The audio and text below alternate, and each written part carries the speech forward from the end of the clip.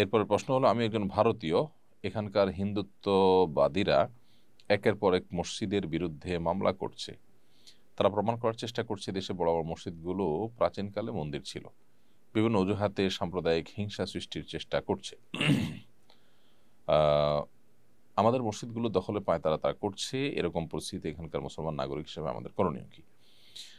আমরা আপনাদের এই করুণ দৃশ্যগুলো সোশ্যাল মিডিয়ার মাধ্যমে দেখতে পাচ্ছি, যেটি খুবই দুর্ভাগ্যজনক, আমাদের পীড়াদায়ক আমাদের জন্য। আমরা খুব কষ্ট পাই এই সমস্ত দৃশ্য দেখে।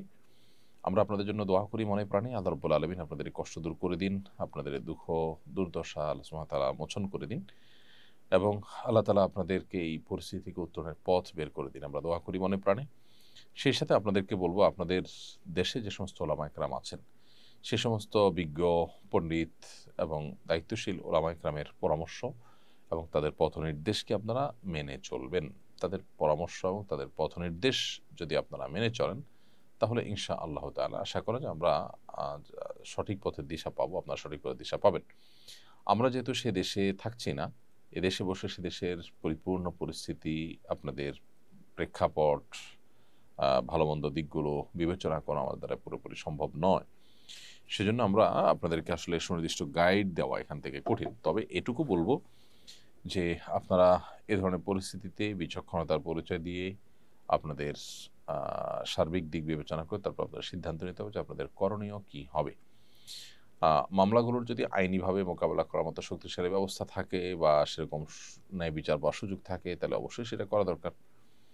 আর এর বাইরে আল্লাহ সুবহানাহু ওয়া তাআলার কাছে দোয়া এবং নানাভাবে বিশ্ব মিডিয়ার কাছে জিনিসগুলোকে তুলে ধরা, যদিও বিশ্ব মিডিয়া মুসলমানদের উপরে অন্ধ, তারপর সাধ্য অনুযায়ী মুসলমানদের ব্যাপারগুলোতে অন্তত সিরিয়াস যে সমস্ত মিডিয়াগুলো আছে, আল জাজিরা সহ অন্যান্য মিডিয়াগুলো, সেগুলোতে আপনারা বিষয়গুলোকে নিয়ে আসার চেষ্টা করতে পারেন। আমরা দোয়া করি আপনাদের জন্য, আল্লাহ তাআলা আপনাদেরকে উদ্ধার করুন, এবং সেই সাথে আপনাদের বিচক্ষণ বিদগ্ধ দায়িত্বশীল আমাদের সাথে আপনারা পরামর্শ করে সিদ্ধান্ত নেবেন।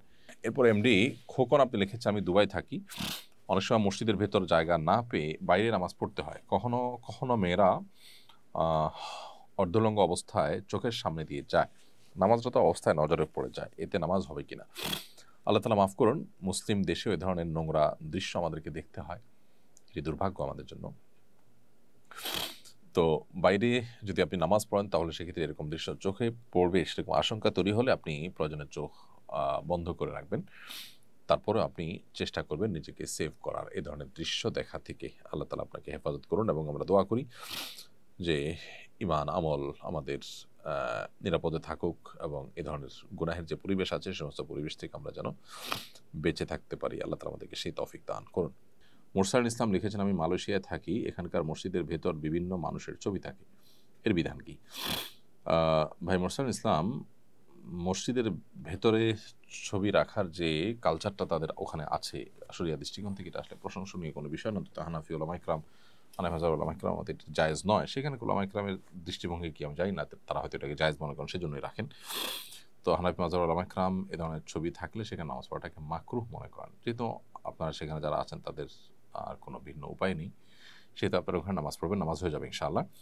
আর যদি আপনারা এমন কোনো মসজিদ থাকে যেখানে এরকম কোনো প্রাণের ছবি থাকে না, তাহলে সেখানে নামাজ পড়ার চেষ্টা করবেন যদি এরকম কোনো সুযোগ থাকে।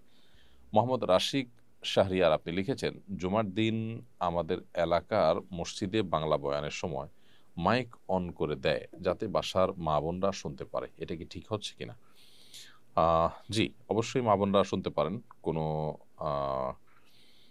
দিনই কোনো আয়োজন, যে কোনো দিনই হালাকা, ওয়াজ নসিহত,